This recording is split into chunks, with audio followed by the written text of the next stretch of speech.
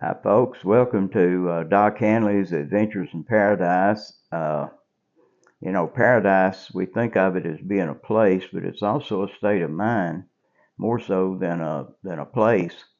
And if you are living where you want to live and living how you want to live, then that's about as close to paradise as you're going to get in this world. Uh, I hope you'll ask me about places I've been and even places I haven't been. I've been to a lot of places, Central America, and South America, Mexico, the Caribbean, the Philippines, Canada. But there are a lot of places I haven't been, but I know a lot about some of the other places that I hope to visit before long. And also, I want to talk about your state of mind, which is more important really than where you are, because you can have a paradise virtually anywhere with the appropriate state of mind. And there are a lot of places in the world that are beautiful places where the cost of living is low. And I want to talk about these as we go along.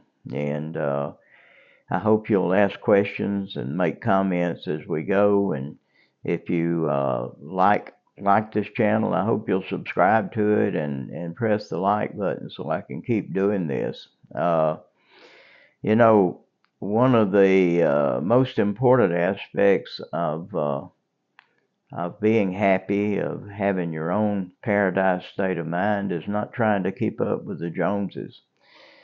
I learned a long time ago that a lot of the material possessions that I had were weighting me down, that they were curses rather than blessings to me.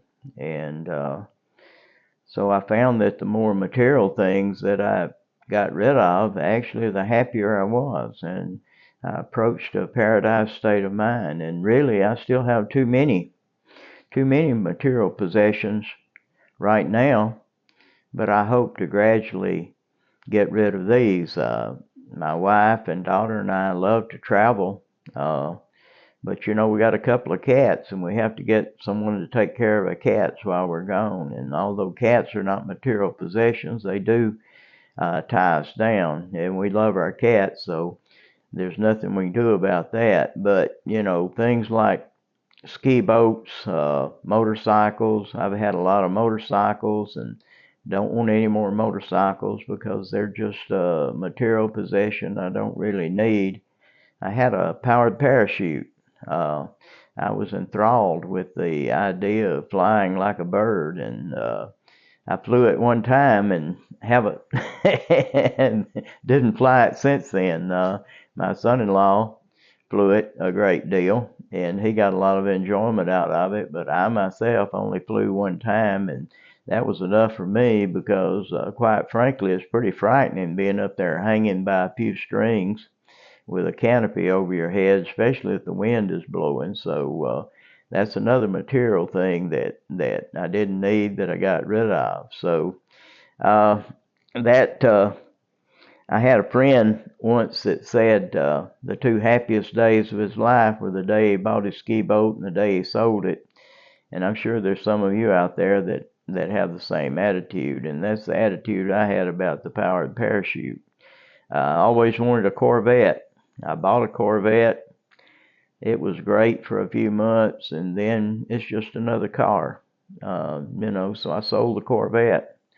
And actually, after our daughter was born, a Corvette is a two-person car, so had to get rid of the Corvette, and really, really no problem. I was glad to see it go.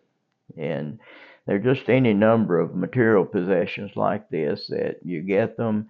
I have friends that build bigger and bigger houses, and when they build a bigger and nicer house, it's great for a while, and then it's just another house, and they're either going to be just living in what they see as just another house, or they're going to have to build or buy something bigger and better. And that's the way life is. We can't get enough material possessions to really make ourselves happy, to reach that state of paradise. And so I become somewhat of a minimalist. I've always been a minimalist to some extent, but even more so now. And I see material things as just things that we have to worry about, things we have to take care of. I kind of always wanted a motorhome, but I got to thinking there's a lot of maintenance with a motorhome, and when you go somewhere and you get back, you got to clean that thing up, and I hate cleaning. That's one of my least favorite activities, so really don't want a motorhome. I had a friend who lived on the lake, and I said, it must be really nice living on the lake, and he said, don't ever move to the lake. And I said, why is that? He said, well, first year you're there, it's wonderful. But he said after that it's just another place. And he said on top of that, I don't even like to fish anymore. So, I get a lot of pleasure about going to the lake, but if I lived on the lake, that pleasure would be gone.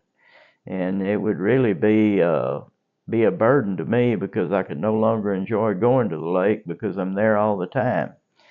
And so anyway, I got some notes here. Let me look at my notes and see what I'm missing here. And they say that you can't take it with you, and that's true. You're never going to see a U-Haul behind a hearse, so collecting material possessions is not going to do any good. But let me say again, we're going to talk about travel. We're going to talk about beautiful places to live outside the United States and inside the United States. I've got a lot of Filipino friends, and most of them, when they come to the United States, they go to Los Angeles or San Francisco or New York, and those are absolutely the worst places in the United States to go because the cost of living is sky high. The vast majority of the people there are ultra liberal, and Filipino people are like me, they're ultra conservative. So, it's just not a good place to be. It's going to cost you a lot of money, and you're going to be around a lot of people that have a different outlook on life than you. So, if you're a conservative foreigner looking to move to the United States, you may have to fly into San Francisco or Los Angeles or DC or New York, but once you get there, go somewhere else. There are a lot of wonderful places in the United States where you can live very economically and achieve your own paradise much easier than you can in a large urban area where there's a lot of homelessness and a lot of expenses and a lot of impositions, and just not really a great place to live if you're a conservative person. Uh, I'll be doing a few visits in small towns in the United States where you might want to consider living. Maybe talk with some of the public officials there and get an idea about what life is like there. So stay tuned for that. And I was a community college dean for several years, and I retired early at the age of 47 and never looked back.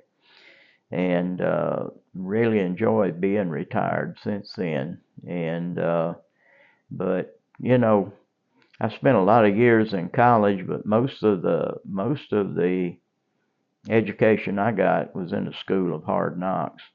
I've done a lot of menial jobs. I've done a lot of hard jobs. I've done a lot of white collar jobs, blue collar jobs.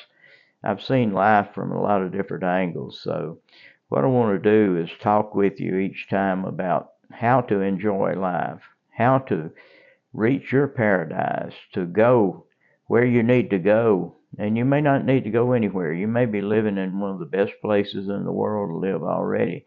But let's talk about your state of mind. Let's talk about how you look at life, what you value and what you don't value. So anyway, those are the things we're going to be talking about. And please, if you enjoy this, if I get enough subscribers and enough likes, I'll keep doing it. But if it looks like nobody's interested, I'm just going to call it quits. So anyway, this is Doc Hanley saying so long and God bless you.